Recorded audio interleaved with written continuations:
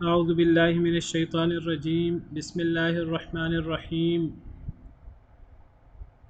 ومنهم من يستمع الیک،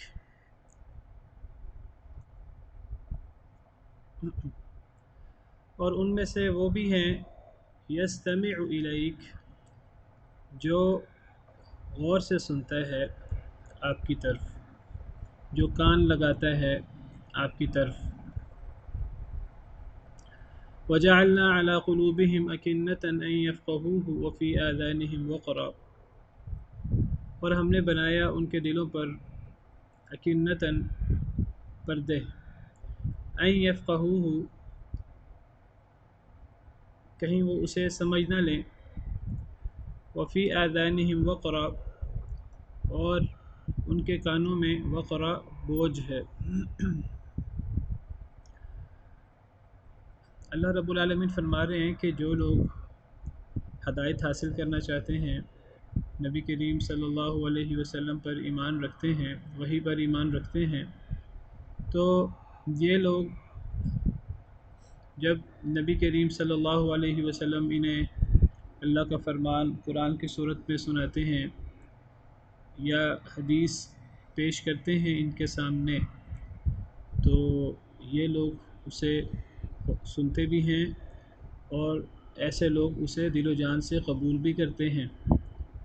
لیکن ایسے بدبخت بھی ہیں کہ جو لوگ اللہ پر، نبی کریم صلی اللہ علیہ وسلم پر، آخرت پر، اللہ کی وحی پر ایمان نہیں رکھتے، اب ایسے لوگ بھی بظاہر تو آپ کی بات سن رہے ہوتے ہیں، آپ کو دیکھ رہے ہوتے ہیں، آپ کی آواز بھی ان کے کانوں سے گزر رہی ہوتی ہے، لیکن اللہ فرماتے ہیں کہ اور بنا دیے ہم نے ان کے دلوں پر پردے، ہم نے ان کے دلوں پر پردے ڈال رکھے ہیں،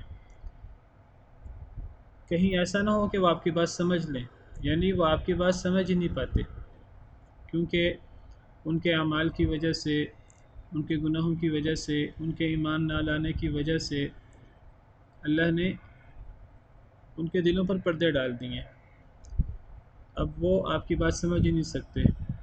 صرف دلوں پر پردے نہیں ڈالے، وفی آذانہم وقرا، اور ان کے کانوں پہ بوجھ ہے، کانوں پر بوجھ ہے، کان ان کے آسانی کے ساتھ آپ کی بات سن ہی نہیں سکتے۔ یہاں سننے سے مراد ایسا سننا ہے کہ جو دل تک پہنچے اور دل پہ اثر انداز ہو۔ اصل میں اللہ رب العالمین نے ہمیں آنکھیں دی ہیں اللہ کی نشانیوں کو دیکھنے کے لیے، اللہ کی نشانیوں پر غور کرنے کے لیے، ہمیں کان دیے ہیں اللہ کی باتوں کو، اللہ کے قرآن کو، نبی کے فرمان کو سننے کے لیے صلی اللہ علیہ وسلم، اور ہمیں دل دیے ہے اللہ نے غور کرنے کے لیے قرآن و حدیث پر، اللہ رسول کے فرمانات پر، تاکہ ہم غور کریں۔ جو لوگ آنکھوں، کانوں اور دل کا اور دیگر اعضاء کا اللہ کی نعمتوں کا صحیح استعمال کرتے ہیں، وہ تو ان نعمتوں کو صحیح استعمال کرتے ہیں اور انہیں آنکھوں سے دیکھنے کا فائدہ ہوتا ہے، کانوں سے سننے کا فائدہ ہوتا ہے، دل تک جب بات پہنچتی ہے تو وہ دل اس پر غور بھی کرتا ہے اور اس پہ تدبر بھی کرتا ہے، پھر اس پر عمل بھی ہوتا ہے۔ لیکن وہ لوگ جو منکر ہیں اللہ کے رسول کے، اللہ کی وحی کے، تو جب وہ خود ہی ہدایت حاصل نہیں کرنا چاہتے، جب وہ خود ہی اللہ کے قریب نہیں ہونا چاہتے، تو اللہ رب العالمین انہیں مزید اپنے سے دور کر دیتے ہیں۔ پھر اللہ رب العالمین بھی ان کے کانوں کو ایسا کر دیتے ہیں کہ وہ کانوں سے اس انداز سے بات گزرتی ہی نہیں ہے کہ وہ دل پر اثر انداز ہو، آنکھوں سے وہ اس انداز سے دیکھتے ہی نہیں ہیں کہ وہ آنکھوں سے ہو کر دل تک پہنچے، اور جب یہ آنکھوں اور کانوں سے یہ کام نہیں ہوتا جو کانوں اور آنکھوں کا حقیقی کام ہے، تو پھر دل بھی اس پر غور نہیں کر پاتا، دل بھی اسے سمجھ ہی نہیں پاتا، کیونکہ دل میں پہلے ہی ہے میں نے غور نہیں کرنا۔ جب وہ خود غور کرنا نہیں چاہتے تو اللہ بھی پھر ان کے دلوں پر پردے ڈال دیتے ہیں، کہیں وہ اسے سمجھ نہ پائیں، تو وہ پھر اسے سمجھ ہی نہیں سکتے۔ اصل میں جو شخص جس طرح کا رویہ رکھتا ہے اللہ کے ساتھ، اللہ ویسے ہی اس کے ساتھ رویہ رکھتے ہیں۔ کوئی اللہ کے قریب ہوتا ہے، اللہ بھی اس کے قریب ہوتے ہیں۔ کوئی اللہ سے دور ہوتا ہے، اللہ بھی اس سے دور ہو جاتے ہیں۔ کوئی اللہ سے منہ موڑتا ہے، اللہ بھی اس سے منہ موڑ لیتے ہیں۔ کوئی اللہ کو بھول جاتا ہے، اللہ بھی اسے بھول جاتے ہیں۔ کوئی اللہ کی بات سننا ہی نہیں چاہتا، اللہ بھی اسے اپنی بات سنانا ہی نہیں چاہتے۔ انسان جیسا معاملہ کرتا ہے اس کے ساتھ ویسا ہی معاملہ ہوتا ہے۔ تو یہ ان کفار کی بات ہو رہی ہے، نہ ماننے والوں کی بات ہو رہی ہے۔ جب یہ سننا ہی نہیں چاہتے تو پھر اللہ ان کے دلوں پر پردے ڈال دیتے ہیں، اللہ ان کے کانوں پر بوجھ ڈال دیتے ہیں، اس لیے تاکہ یہ نبی کی بات کو سمجھ ہی نہ سکیں۔ وَإِن يَرَوْا كُلَّ آيَةٍ لَا يُؤْمِنُوا بِهَا، وَإِن اور اگر يَرَوْا وہ دیکھیں، كُلَّ آيَةٍ ہر نشانی، لَا يُؤْمِنُوا بِهَا نہیں وہ ایمان لائیں گے ان کے ساتھ۔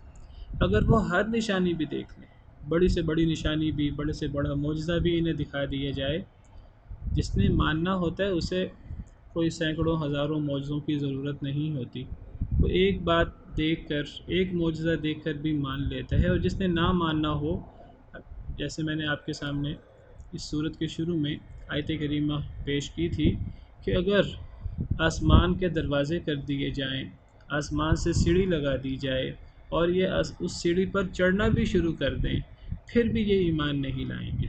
اگر اتنا بڑا معجزہ بھی انہیں دکھا دیا جائے، بلکہ یہ کہیں گے ہم پہ تو جادو ہو گیا ہے۔ وَلَوْ فَتَحْنَا عَلَيْهِمْ بَابًا مِّنَ السَّمَاءِ فَظَلُّوا فِيهِ يَعْرُجُونَ لَقَالُوا إِنَّمَا سُكِّرَتْ أَبْصَارُنَا بَلْ نَحْنُ قَوْمٌ مَسْحُورُونَ، یہ کہیں گے ہماری آنکھیں تو مدہوش کر دی گئی ہیں۔ یہ جو ہمیں نظر آ رہا ہے آسمان کے دروازے اور یہ سیڑھیاں اور جس پر وہ چڑھ بھی رہے ہیں، وہ کہیں گے یہ تو ہم پہ جادو کیا گیا ہے، یہ حقیقت نہیں ہے، اس کا بھی انکار کر دیں گے۔ تو جب انسان کفر، انکار اور تکذیب کے ایسے مرحلے پر پہنچ جاتا ہے تو پھر اس انسان کو کوئی نشانی بھی، بڑی سے بڑی نشانی بھی اگر وہ دیکھ لے تو وہ ایمان نہیں لاتا۔ یہ اللہ کی طرف سے اس کے رویے کے مطابق اس کے ساتھ معاملہ ہوتا ہے۔ حتیٰ اذا جاءوک یجادلونک، حتیٰ کہ جب وہ آتے ہیں آپ کے پاس اے نبی صلی اللہ علیہ وسلم، یجادلونک وہ آپ سے جھگڑا کرتے ہیں، یجادلونک جادلہ یجادلو جھگڑا کرنا، وہ آپ سے جھگڑتے ہیں۔ یقول الذین کفروا کہتے ہیں وہ لوگ جنہوں نے کفر کیا، ان ھذا الا اساطیر الاولین نہیں ہے یہ مگر کہانیاں پہلے لوگوں کی۔ ان یہاں نہیں کے معنی میں ہے، ان کا مطلب اگر بھی ہوتا ہے اور ان کا مطلب نہیں بھی ہوتا ہے۔ اگر ان کے بعد الا آ جائے تو پھر ان زیادہ تر نہیں کے معنی میں ہوتا ہے۔ تو اللہ فرماتے ہیں کہ ان کی بدبختی، کم بختی کی صورتحال یہ ہے کہ جب نبی کے پاس آتے ہیں، نبی انہیں بڑے درد دل کے ساتھ، بڑی ہمدردی کے ساتھ انہیں واعظ کرتے ہیں، اللہ کے احکامات انہیں سناتے ہیں، انہیں آخرت سے، اللہ کے عذاب سے ڈراتے ہیں، تو یہ جھگڑا شروع کر دیتے ہیں۔ اور کیا کہتے ہیں کافر لوگ جھگڑا کرتے ہوئے کہتے ہیں نبی سے، ان ھذا الا اساطیر الاولین نہیں ہے یہ مگر پہلے لوگوں کی کہانیاں۔ وہ کہتے ہیں یہ جو آپ ہمیں قرآن کا نام لے کر سنا رہے ہیں، قرآن کریم میں قصے ہیں پرانے لوگوں کے، پرانے انبیاء کرام علیہم السلام کے، پرانی قوموں کے، جن قوموں نے اللہ کی بات نہیں مانی، اللہ کے رسولوں کی تکذیب کی، تو اللہ نے ان کے ساتھ کیسا معاملہ کیا، قوم نوح کے ساتھ اللہ نے کیا کیا، قوم عاد، قوم سمود، حضرت ابراہیم علیہ السلام کی قوم کے ساتھ، حضرت شعیب علیہ السلام کی قوم کے ساتھ، حضرت لوط علیہ السلام کی قوم کے ساتھ، فرعون کے ساتھ اللہ نے کیا کیا، یہ سب چیزیں قرآن کریم میں موجود ہے، خاص طور پہ مکی صورتوں میں۔ تو جب یہ سنتے ہیں ایسی باتیں تو غور کرنے کی بجائے، نصیحت حاصل کرنے کی بجائے، عبرت حاصل کرنے کی بجائے بحث شروع کر دیتے ہیں، جھگڑا شروع کر دیتے ہیں اور کہتے ہیں یہ تو پہلے لوگوں کی کہانیاں ہیں، آپ ہمیں پہلے لوگوں کی کہانیاں نہ سنائیں، یہ تو پہلے لوگوں کی گھڑی ہوئی کہانیاں ہیں، والعیاذ باللہ۔ حالانکہ اللہ تعالیٰ جو قصے بیان کرتے ہیں قرآن کریم میں، ان سے اللہ کے بہت بڑے بڑے مقاصد ہیں۔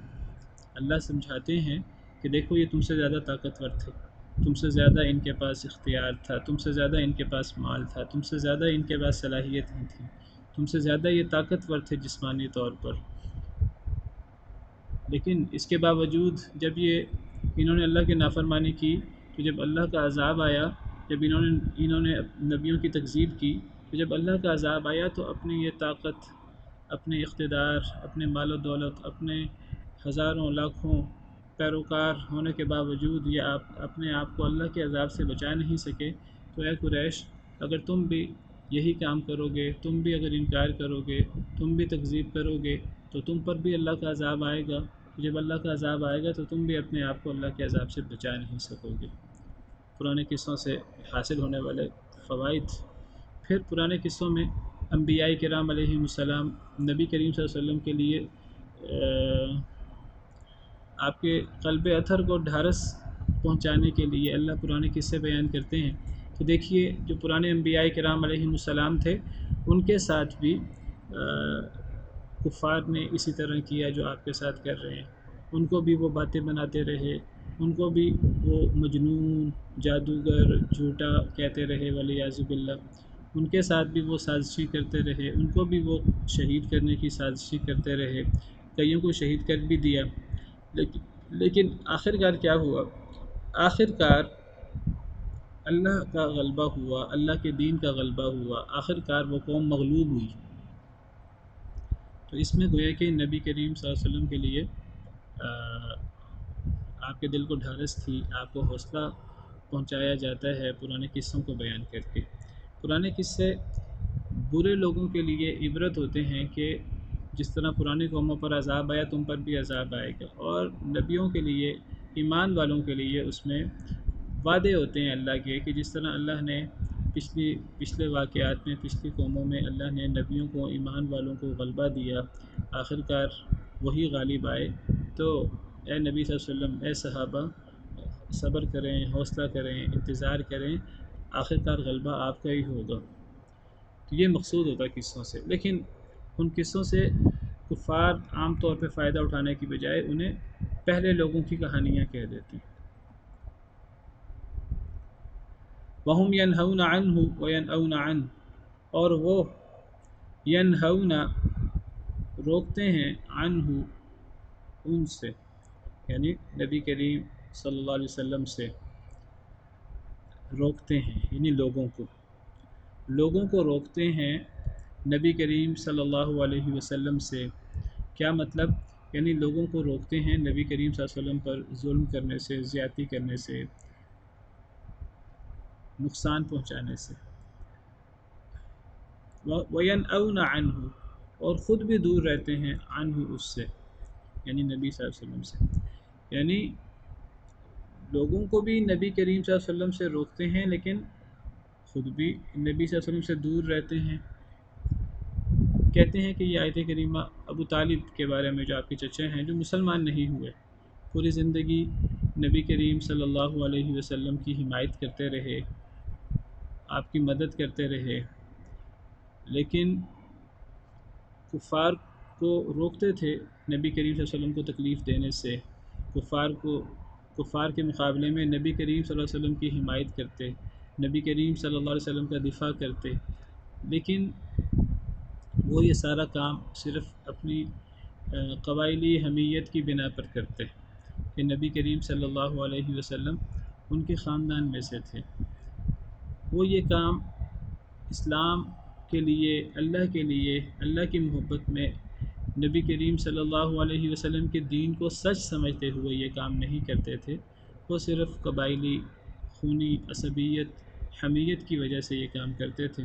تو اللہ فرماتے ہیں کہ وہ دوسروں کو تو روکتے ہیں نبی کریم صلی اللہ علیہ وسلم سے ظلم کرنے سے، زیادتی کرنے سے، نبی کریم صلی اللہ علیہ وسلم کا دفاع کرتے ہیں، لیکن وَيَنْأَوْنَ عَنْهُ، خود بھی دور رہتے ہیں آپ سے۔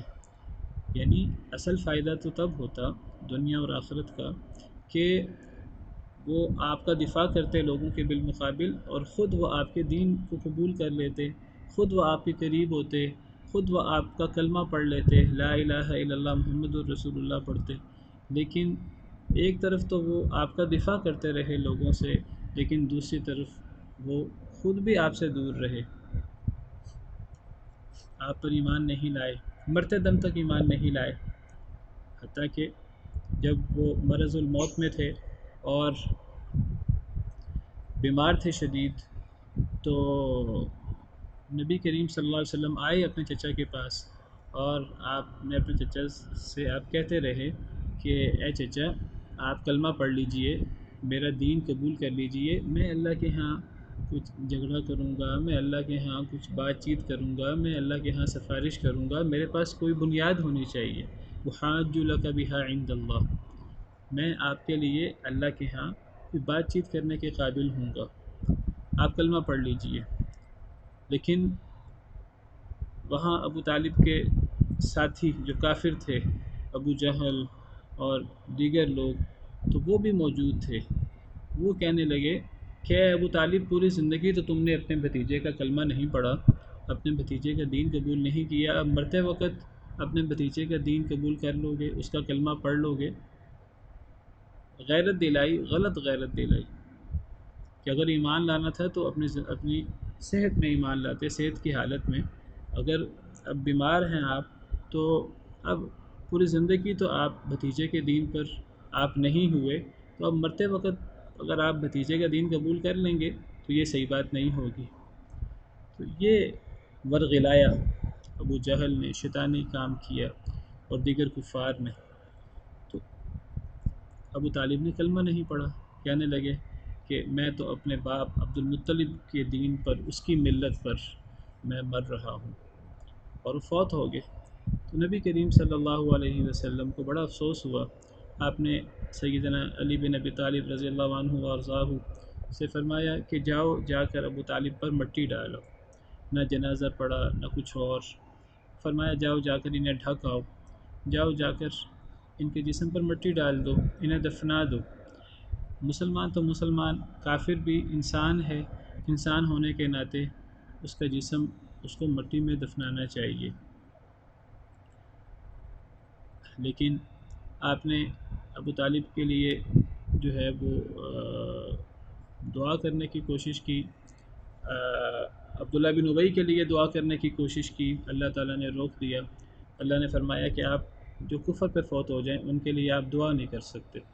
وَلَا تُصَلِّ عَلَىٰ أَحَدٍ مِّنْهُمْ مَاتَ أَبَدًا وَلَا تَقُمْ عَلَىٰ قَبْرِهِ، جو ان میں سے کفر پر فوت ہو جائے تو آپ اس کے لیے رحمت کی دعا نہیں کر سکتے، مغفرت کی دعا نہیں کر سکتے، اس کی قبر پر کھڑے ہو کر آپ دعا نہیں مانگ سکتے۔ وَلَا تُصَلِّ عَلَىٰ أَحَدٍ مِّنْهُمْ مَاتَ أَبَدًا وَلَا تَقُمْ عَلَىٰ قَبْرِهِ إِنَّهُمْ كَفَرُوا بِاللَّهِ وَرَسُولِهِ، یہ اللہ اور اللہ کے رسول کے ساتھ انہوں نے کفر کیا۔ جب انہوں نے کفر کیا اللہ اور اللہ کے رسول کے ساتھ، تب پھر ان کے لیے دعا نہیں ہو سکتی، ان کے لیے استغفار نہیں ہو سکتا۔ اور پھر نبی کریم صلی اللہ علیہ وسلم بڑے غمگین تھے کہ چچا نے پوری زندگی حمایت کی، ظاہراً آپ کی دفاع کی ہے آپ کا، لیکن ایمان نہ لائے۔ تو اللہ تعالیٰ نے قرآن کی آیتیں اتار دی، اِنَّكَ لَا تَهْدِي مَنْ أَحْبَبْتَ وَلَكِنَّ اللَّهَ يَهْدِي مَن يَشَاءُ۔ اے نبی صلی اللہ علیہ وسلم یاد رکھیے کہ ہدایت دینا آپ کے ہاتھ میں نہیں ہے، دل بدلنا آپ کے ہاتھ میں نہیں ہے۔ آپ نبی ہیں، ٹھیک ہے، آپ تمام انسانوں میں، تمام نبیوں میں، تمام رسولوں کے سردار ہیں، ٹھیک ہے، لیکن آپ کے پاس خدائی اختیارات نہیں ہیں، یہ دل اللہ کے قبضے میں ہے۔ دل اللہ رب العالمین کی مبارک انگلیوں کے درمیان ہے، صحیح حدیث مبارکہ میں ہے، اللہ جیسے چاہیں ان دلوں کو پھیر دے، تو یہ دل آپ نہیں پھیر سکتے۔ آپ کا کام ہدایت دینا ہے، رہنمائی کرنا ہے، آپ رہنمائی تو کر سکتے ہیں، کسی کو سیدھا راستہ تو دکھا سکتے ہیں، لیکن کسی کو سیدھے راستے پر چلانا، کسی کے دل کو سیدھے راستے کی طرف مائل کر دینا، یہ تو نبی بھی نہیں کر سکتے۔ اِنَّكَ لَا تَهْدِي مَنْ أَحْبَبْتَ، آپ بے شک آپ نہیں ہدایت دے سکتے جسے آپ پسند کریں، جسے آپ محبت کریں، وَلَكِنَّ اللَّهَ يَهْدِي مَن يَشَاءُ، لیکن اللہ تعالیٰ جسے چاہتے ہیں اللہ ہدایت دیتے ہیں۔ تو ابو طالب کی وفات پر اس قسم کی آیات نازل ہوئیں۔ تو سورہ قصص کی آیت ہے جو میں نے آپ کے سامنے پڑھی ہے، اِنَّكَ لَا تَهْدِي مَنْ أَحْبَبْتَ، یہ ابو طالب کے بارے میں آیت اتری۔ احادیث مبارکہ میں صراحت موجود ہے کہ جس سے آپ محبت کریں، جسے آپ پسند کریں، آپ اسے ہدایت نہیں دے سکتے، آپ دلوں کو نہیں پھیر سکتے۔ وَلَكِنَّ اللَّهَ يَهْدِي مَن يَشَاءُ، لیکن اللہ تعالیٰ جسے چاہیں ہدایت دیں۔ اور اسی طرح میں نے آپ کے سامنے ابھی آیت پڑھی تھی، وَلَا تُصَلِّ عَلَىٰ أَحَدٍ مِّنْهُمْ مَاتَ أَبَدًا وَلَا تَقُمْ عَلَىٰ قَبْرِهِ، سورۃ توبہ آیت نمبر 84، کہ ان میں سے جو فوت ہو جائے، جو کفر پہ فوت ہو جائے، آپ اس کے لیے رحمت کی دعا نہیں کر سکتے۔ وَلَا تَقُمْ عَلَىٰ قَبْرِهِ، آپ اس کی قبر پر کھڑے نہیں ہو سکتے۔ إِنَّهُمْ كَفَرُوا بِاللَّهِ وَرَسُولِهِ، انہوں نے اللہ اور اللہ کے رسول کے ساتھ کفر کیا ہے۔ وَمَاتُوا وَهُمْ فَاسِقُونَ، اور یہ اس حالت میں فوت ہوئے ہیں کہ یہ فاسق ہیں، یہ ایمان نہیں لائے۔ اسی طرح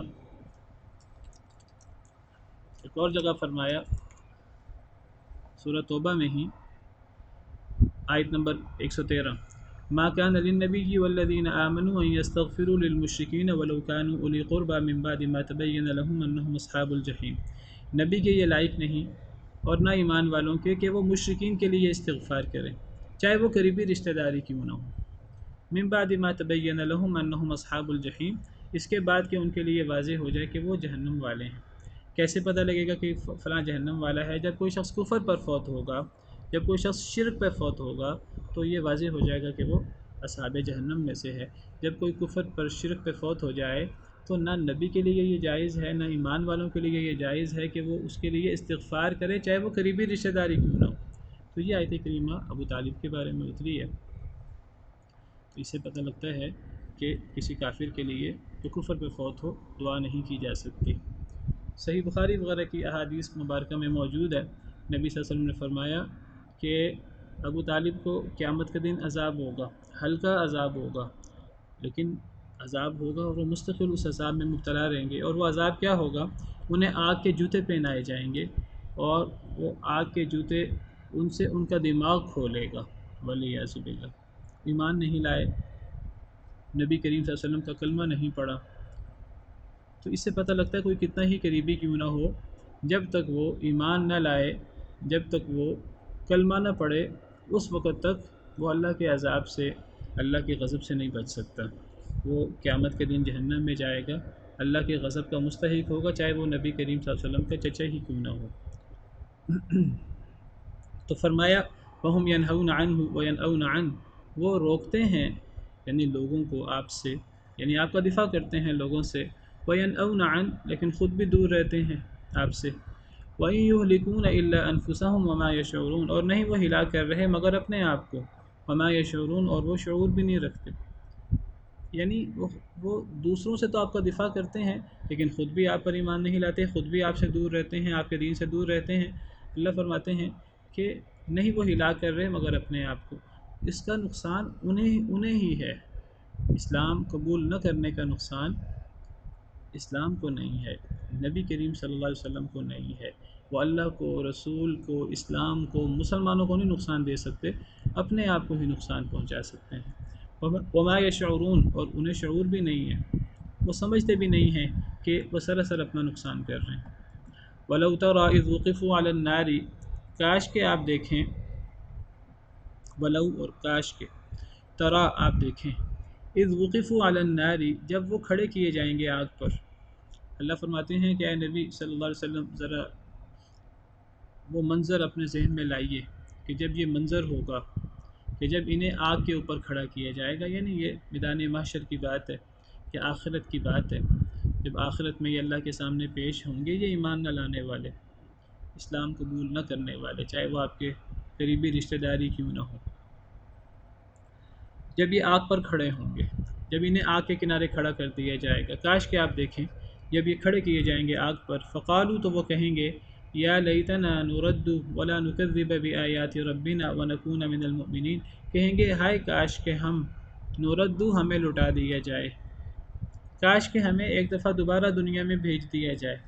یا لیتنا، یا لیتا کا مطلب ہائے کاش، نہ ہمیں، ہائے کاش کہ ہم نردو، ہم لٹا دیے جائیں، ہم پھیر دیے جائیں، ہم رد کر دیے جائیں، یعنی واپس پھیر دیے جائیں دنیا میں، یعنی ہمیں ایک دفعہ دوبارہ زندگی مل جائے تو ہم کیا کریں گے؟ ولا نکذب بآیات ربنا، نہیں ہم جھٹلائیں گے اپنے رب کی آیتوں کو، یعنی قیامت کے دن، میں نے جیسے کل ذکر کیا تھا، قیامت کے دن ہر ایمان نہ لانے والا، چاہے وہ ابو جہل ہو، قریش مکہ ہوں، آپ کے شدید دشمن ہوں، چاہے وہ آپ کے رشتہ دار ہوں لیکن وہ ایمان نہ لائے ہوں، تو قیامت کے دن وہ دہائیاں دیں گے، آگ پہ کھڑے ہوں گے، انہیں پتہ ہوگا کہ اب ہم آگ میں ہمیں داخل کیا جائے گا، بھڑکتی ہوئی آگ میں، تو وہ کہیں گے کاش کہ ہمیں ایک دفعہ دوبارہ مہلت دی جائے، ہم اپنے رب کی آیتوں کو نہیں جھٹلائیں گے، وَنَكُونَ مِنَ الْمُؤْمِنِينَ، اور ہم ہو جائیں گے مؤمنین میں سے۔ لیکن کافروں کو بھی قیامت کے دن پتہ ہوگا یہ مرتے وقت پتہ لگ جائے گا، قبر میں پتہ لگ جائے گا، آخرت میں پتہ لگ جائے گا، میدان محشر میں آگ پہ جب کھڑے ہوں گے تب پتہ لگ جائے گا کہ ہمیں اگر اللہ کے عذاب سے کوئی چیز بچا سکتی ہے تو کیا چیز بچا سکتی ہے؟ ایمان۔ اللہ کے عذاب سے کوئی چیز بچا سکتی ہے تو کیا بچا سکتی ہے؟ اللہ کی آیتوں پر ایمان لانا، قرآن پر ایمان لانا، نبی کریم صلی اللہ علیہ وسلم کی احادیث مبارکہ پر ایمان لانا، ان کی تکذیب نہ کرنا، ان پر ایمان لانا، ان پر عمل کرنا۔ اگر کوئی چیز انسان کو اللہ کے عذاب سے، جہنم سے بچا سکتی ہے تو وہ ایمان ہے۔ ایمان بہت بڑی چیز ہے۔ ایمان کے ساتھ انسان جہنم سے، آگ سے بچ سکتا ہے۔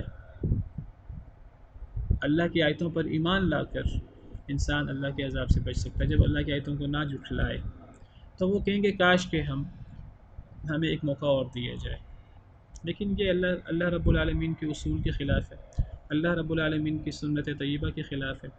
اللہ فرمائیں گے بل بدا لہم، بلکہ ظاہر ہو گیا ان کے لیے، ما کانوا یخفون من قبل، جو وہ چھپایا کرتے تھے اس سے پہلے، جو وہ چھپایا کرتے تھے تو وہ ظاہر ہو گیا ان کے لیے۔ ولو ردوا، اور اگر ردوا وہ لوٹا بھی دیے جائیں، لعادوا لما نہوا عنہ، البتہ وہ لوٹیں گے طرف اس کے جس سے وہ روکے گئے تھے، وَإِنَّهُمْ لَكَاذِبُونَ، اور بے شک وہ البتہ جھوٹے ہیں۔ اللہ فرماتے ہیں اگر لوٹا بھی دیا جائے، اگر انہیں واپس لوٹا دیا جائے، جیسے یہ اللہ سے دعا کر رہے ہیں، جب یہ آگ پہ کھڑے ہوں گے، جب اللہ انہیں آگ کے کنارے کھڑے کریں گے، یہ آگ کو دیکھ رہے ہوں گے، اس وقت دعائی دیں گے کاش کہ ہمیں ایک مہلت اور دی جائے، کاش کہ ہمیں ایک موقع اور دیا جائے، دنیا میں دوبارہ بھیجا جائے، ہم ایمان لائیں گے، ہم اللہ کی آیتوں کو نہیں جھٹلائیں گے۔ اللہ فرماتے ہیں کہ نہیں، انہیں موقع نہیں ملنا، کیونکہ اللہ کی سنت یہ ہے کہ کسی کو موقع نہیں ملے گا۔ ایک زندگی ہے جو امتحان والی زندگی ہے، دوسری زندگی تو جزا والی ہے۔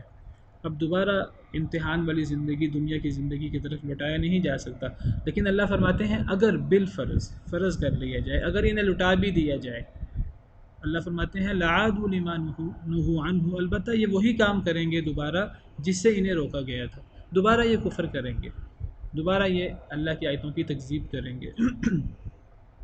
وَإِنَّهُمْ لَكَاذِبُونَ، اور بے شک یہ البتہ جھوٹے ہیں، بے شک یہ جھوٹے ہیں۔ کس میں؟ اپنی اس بات میں جھوٹے ہیں کہ اگر ہمیں دوبارہ موقع مل جائے ہم ایمان لے آئیں گے، ایسی بات نہیں ہے۔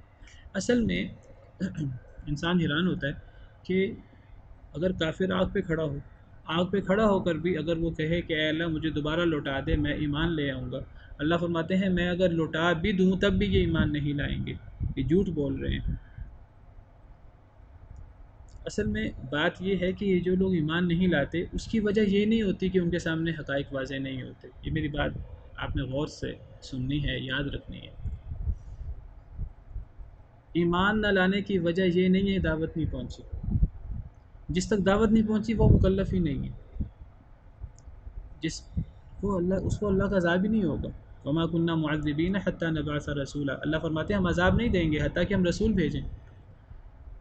جب رسول آتے ہیں، رسول کی دعوت آتی ہے، رسول کی دعوت پہنچتی ہے، چاہے رسول خود پہنچائیں، چاہے رسول کے ورثاء پہنچائیں، ایمان والے دعوت پہنچائیں، اللہ کا پیغام پہنچائیں کافروں تک، رسول کا فرمان پہنچائیں، تو جب کوئی اللہ کا فرمان سننے کے بعد، رسول کا فرمان سننے کے بعد، سوچنے سمجھنے کے بعد انکار کرے، تب پھر وہ اللہ کے عذاب کا مستحق ہوتا ہے۔ اللہ فرماتے ہیں کہ اگر ان کو دوبارہ بھی زندگی دے دی جائے، دوبارہ یہ یہی کام کریں گے۔ ان کی پہلی زندگی میں انکار کی وجہ یہ نہیں تھی کہ انہیں پتہ نہیں تھا، انہیں پتہ تھا، جس طرح ہم نے پیچھے پڑھا یہود و نصارہ کے بارے میں، وہ قرآن کریم کو اس طرح پہچانتے تھے جس طرح اپنے بیٹوں کو پہچانتے تھے، انہیں قرآن کریم کی حقانیت میں کسی قسم کا کوئی شک نہیں تھا۔ اگر اللہ تعالیٰ انہیں واپس بھی لوٹا دیں تو یہ پھر بھی ایمان نہیں لائیں گے۔ اس کی وجہ یہ ہے کہ دنیا میں ان کے کفر کی وجہ، ان کے ایمان نہ لانے کی وجہ یہ نہیں تھی کہ ان کے سامنے حق واضح نہیں تھا، انہیں دعوت نہیں پہنچی تھی، قرآن کی، نبی کریم صلی اللہ علیہ وسلم کی دعوت تو پہنچی تھی، اس کے باوجود یہ جانتے بوجھتے انکار کرتے تھے۔ کیوں انکار کرتے تھے؟ کیونکہ یہ اپنے آپ کو بدلنا نہیں چاہتے تھے، کیونکہ یہ اپنی عیش و عشرت والی زندگی اپنی مرضی کے مطابق گزارنا چاہتے تھے، کیونکہ یہ اللہ اور اللہ کے رسول کی بات ماننا نہیں چاہتے تھے۔ ان کو پتہ تھا کہ اللہ کی بات سچی ہے، نبی کی بات سچی ہے، نبی کے معجزے دیکھتے تھے، ہر قسم کی نشانی دیکھتے تھے، لیکن یہ ایمان نہیں لاتے تھے۔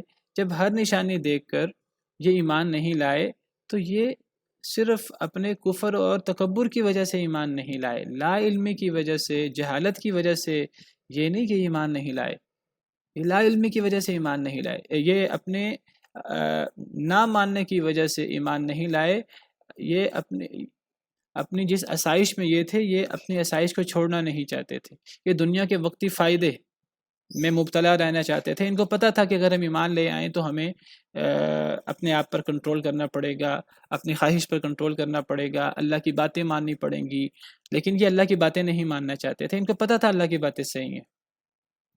اس کو آپ اس طرح سمجھیے، آج کے مسلمان ہیں، آپ سمجھیے کہ چلیں کفار تو وہ تو چلو ایمان نہیں لاتے اللہ پر، نبی پر، قرآن پر، آخرت پر، بعث بعد الموت پر۔ مسلمان تو آج اللہ پر ایمان رکھتے ہیں، اللہ پر ایمان کا دعویٰ رکھتے ہیں، نبی کریم صلی اللہ علیہ وسلم پر ایمان کا دعویٰ رکھتے ہیں، قرآن کو ماننے کا دعویٰ رکھتے ہیں، آخرت کو ماننے کا دعویٰ رکھتے ہیں، جنت جہنم کو ماننے کا دعویٰ رکھتے ہیں۔ وہ کہتے ہیں کہ اگر ہم نے اللہ کی نافرمانی کی تو جہنم میں جائیں گے، اگر ہم نے اللہ کی فرما برداری کی تو ہم جنت میں جائیں گے۔ مسلمانوں کو پتہ ہے آج مسلمان کیوں اللہ کی نافرمانی کر رہے ہیں، آج مسلمان کیوں سود کھا رہے ہیں، جانتے بوجھتے۔ پتہ ہے کہ سود کھانا، سود کے اگر 70 حصے کیے جائیں تو سود کا ایک حصہ، 70واں حصہ ماں کے ساتھ زنا کرنے سے بھی زیادہ بدتر ہے۔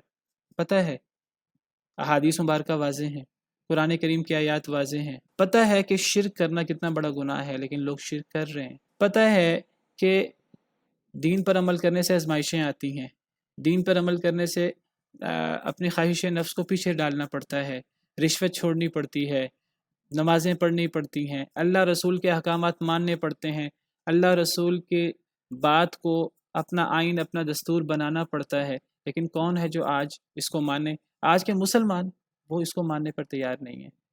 قرآن سنا دیں ان کو حدیث سنا دیں، وہ اپنی خواہش کو، دنیا داری کو چھوڑنے پر تیار نہیں ہے، کیونکہ اس کے لیے انہیں پھر دنیا داری چھوڑنی ہوگی، دنیا کا جو وقتی فائدہ ہے وہ چھوڑنا ہوگا۔ ان کو شیطان نے اس دھوکے میں مبتلا کر دیا ہے، دنیا نے انہیں اس دھوکے میں مبتلا کر دیا ہے کہ یہ جو دنیا کا وقتی فائدہ ہے یہ حاصل کر لو، پتہ نہیں آخرت آنی ہے کہ نہیں آنی، پتہ نہیں کتنی دور ہے، اس آخرت کے انتظار میں یہ تو بے وقوفی ہے، ہم اتنی دور آخرت کا انتظار کریں، ہم کہ اللہ کے پاس ہمیں انعام ملے گا، ہم تو دنیا کا فائدہ لیتے ہیں، پتہ نہیں آخرت ہے کہ نہیں۔ یہ شیطان نے دھوکے میں مبتلا کیا ہوا ہے، یہ دنیا نے دھوکے میں مبتلا کیا ہوا ہے، دنیا کے وقتی فائدے کے پیچھے لگ کر پتہ ہے آخرت آنی ہے، پتہ ہے اللہ ناراض ہیں، پتہ ہے جنت جہنم ہے، اس کے باوجود انکار کر رہے ہیں۔ جب پتہ ہے کہ اللہ کے رسول نے سچ فرمایا ہے، پھر جو انکار کر رہا ہے، نہیں مان رہا، تو وہ جب قیامت کے دن جہنم پہ کھڑا ہوگا، اللہ معاف کرے، اگر اللہ اس کو سزا دینے کا فیصلہ کریں گے تو وہ کہے اے اللہ تعالیٰ مجھے واپس لوٹا دیں، میں ایمان لے آؤں گا۔ اللہ فرماتے ہیں کہ نہیں، تم ایمان نہیں لاؤ گے، تمہیں تو پہلے بھی پتہ تھا، تم نے پھر اپنی خواہش نفس کی مانی۔ بالکل اسی طرح یہود و نصارہ کی بات ہو، فرعون کی بات ہو، قرآن میں صراحت سے لکھا ہے فرعون کے بارے میں کہ فرعون نے جو حضرت موسیٰ کا انکار کیا تھا، اس لیے انکار نہیں کیا تھا، اسے یقین نہیں تھا حضرت موسیٰ پر۔ قرآن کہتا ہے کہ فرعون کو حضرت موسیٰ کی دعوت پر دل سے یقین تھا۔ قرآن کی آیت صراحت سے وَجَحَدُوا بِهَا وَاسْتَيْقَنَتْهَا أَنفُسُهُمْ، انہوں نے حضرت موسیٰ پر اترنے والے معجزات کا انکار کیا، حالانکہ ان کے دل یقین کر چکے تھے، پھر انکار کیا۔ کیوں انکار کیا؟ ظلم و علوا، صرف ظلم کرتے ہوئے، تکبر کرتے ہوئے۔ یہی حال کفار مکہ کا تھا۔ تو ایسے لوگوں کو جن کے سامنے حق واضح ہے لیکن وہ دنیاوی مفاد کے لیے وہ نہیں اسلام کو قبول کرتے، اور وہ صرف اپنی خاندانی حمیت یا دنیاوی فائدہ یا جو بھی چھوٹی چھوٹی چیزیں ہیں ان کی وجہ سے وہ اپنی دنیا تباہ کر دیتے ہیں، آخرت تباہ کر دیتے ہیں۔ اللہ فرماتے ہیں دوبارہ بھی اگر انہیں زندگی ملی دوبارہ یہ لوگ یہی کام کریں گے، یہ جھوٹ بول رہے ہیں کہ اگر ہمیں دوبارہ زندگی ملی تو ہم ایمان لے آئیں گے، اور زندگی ملنی بھی نہیں ہے۔ وقالوا ان ہی الا حیاتنا الدنیا، اور انہوں نے کہا نہیں ہے یہ مگر ہماری دنیا کی زندگی، وما نحن بمبعوثین، اور نہیں ہیں ہم اٹھائے جانے والے۔ کفار کا ایک اور اعتراض، کفار نے کہا نہیں ہے یہ مگر حیاتنا الدنیا، ہماری زندگی دنیا کی. کفار نے کہا نہیں ہے مگر یہ دنیا کی زندگی، بس دنیا کی زندگی ہے اور کچھ نہیں ہے، اور کوئی اور زندگی نہیں ہے. وما نحن بمبعوثین، اور ہمیں اٹھایا نہیں جائے گا، مرنے کے بعد ہمیں زندہ نہیں کیا جائے گا. جب ہم مر جائیں گے، مٹی میں مل جائیں گے، مٹو مٹی ہو جائیں گے، تو پھر ہمیں زندہ کون کر سکے گا؟ تو آخرت کا ہی انکار کر دیا. اور میں یہ بھی واضح کر دوں، آخرت کے انکار کی وجہ اللہ کی قدرت کا انکار نہیں تھا، بلکہ آخرت کے انکار کی وجہ اصل میں یہی تھا کہ اگر ہم آخرت کو مانیں تو ہمیں اپنے آپ کو بدلنا پڑے گا، ہمیں اپنی اصلاح کرنی پڑے گی، ہمیں دنیا کو چھوڑنا پڑے گا، ہمیں اللہ اور اللہ کے رسول کی بات ماننی پڑے گی، اپنے آباء و اجداد کے دین کو چھوڑنا پڑے گا جو وہ چھوڑنا نہیں چاہتے تھے، دنیا کو چھوڑنا نہیں چاہتے تھے. مجھے بتائیے کہ یہ جو کیسر تھا، جو ہرقل تھا، کیسر روم، ابو سفیان اس کے علاقے میں گئے، اس نے ابو سفیان، ابھی مسلمان نہیں ہوئے تھے ابو سفیان، اس نے وہ جو عرب کا قافلہ تھا ان کو بلایا اور ان سے پوچھا کہ جو تمہارے پاس نبی آئے ہیں ان کی تعلیمات کیا ہیں، سارا واقعہ آپ نے سن رکھا ہے. تو ساری باتیں سنی کیسر روم نے، ہرقل نے، تو کہنے لگا کہ یہی تو صفات نبیوں کی ہوتی ہیں، ان پر ایمان لانے والے تھوڑے ہوتے ہیں، پھر آہستہ آہستہ بڑھتے رہتے ہیں. ابو سفیان کی تمام باتوں کی تصدیق کی. کہنے لگا ایک وقت آئے گا کہ اگر جو تم کہہ رہے ہو صحیح ہے، اگر ایسی بات ہے جیسے تم اے ابو سفیان کہہ رہے ہو، ایک وقت آئے گا کہ اس نبی کی حکومت میرے قدموں کے نیچے جو زمین ہے یہاں تک پہنچے گی، اور اگر میں ہوں تو میں ان کے قدم دھو کر پیوں گا. یہاں تک اس نے کہا، لیکن پھر وہ ایمان نہیں لایا. اس نے اپنے لوگوں سے پوچھا، اپنے درباریوں سے پوچھا کہ اگر ہم ایمان لے آئیں تو تم کیا کہتے ہو؟ وہ درباری بفر پڑے، وہ کہنے لگے کہ ہم کیوں ایمان لائیں، ہم تو سپر پاور ہیں، ہم کیوں ایمان لائیں عرب کے ایک شخص پر. تو کیسر آگے سے کہنے لگا کہ میں تو تمہارا امتحان لے رہا تھا کہ کہیں تم متاثر تو نہیں ہو گئی. تو صرف اپنی بادشاہت بچانے کے لیے، اپنی دنیا باقی رکھنے کے لیے ہرقل ایمان نہ لایا اور اپنی دنیا آخرت تباہ کر دی.